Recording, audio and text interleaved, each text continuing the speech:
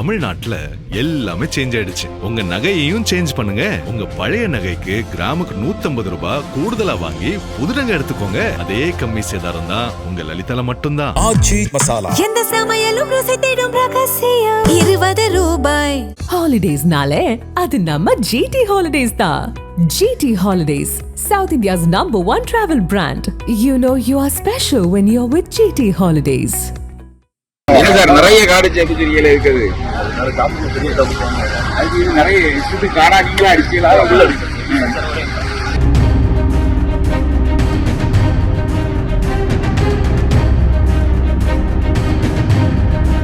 திருநெல்வேலி மாவட்டம் நாங்குநேரியை அடுத்த கூந்தங்குளம் பகுதியை சேர்ந்த வேல்முருகன் நெல்லை மாவட்ட ஆட்சியர் அலுவலகத்தில் சுகாதார ஆய்வாளர் பணியிடத்திற்கான நேர்காணலில் பங்கேற்க வந்திருந்தார்.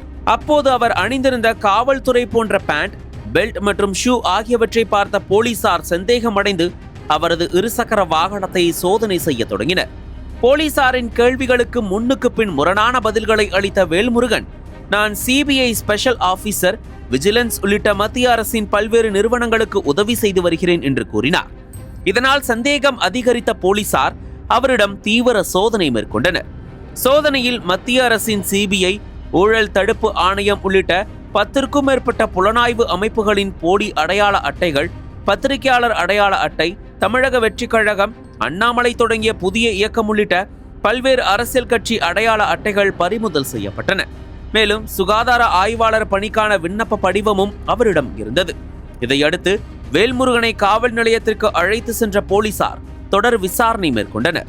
நெல்லை மாவட்ட ஆட்சியர் அலுவலகத்தில் ஏற்கனவே அனைத்து வருகையாளர்களையும் தீவிர சோதனைக்கு உட்படுத்திய பின்னரே அனுமதிக்கும் பாதுகாப்பு ஏற்பாடுகள் செய்யப்பட்டுள்ள நிலையில் போலீஸ் சிபிஐ அதிகாரி அடையாள அட்டையுடன் வந்த வேல்முருகன் மோசடியில் ஈடுபட முயன்றாரா என்பது குறித்து போலீசார் விசாரித்து வருகின்றனர். முதற்கட்ட விசாரணையில் வேல்முருகன் பல இடங்களில் தன்னை அரசு அதிகாரி போல காட்டிக்கொண்டு ஆதாயம் தேடியிருக்கலாம் என சந்தேகிக்கப்படுகிறது. இவர் மீது போலி ஆவணங்களை தயாரித்தல், அரசு அதிகாரி போல் மோசடி உள்ளிட்ட பிரிவுகளின் கீழ் வழக்கு பதிவு செய்யப்பட்டுள்ளது. இச்சம்பவம் நெல்லை மாவட்ட ஆட்சியர் அலுவலகத்தில் பெரும் பரபரப்பை ஏற்படுத்தியுள்ளது.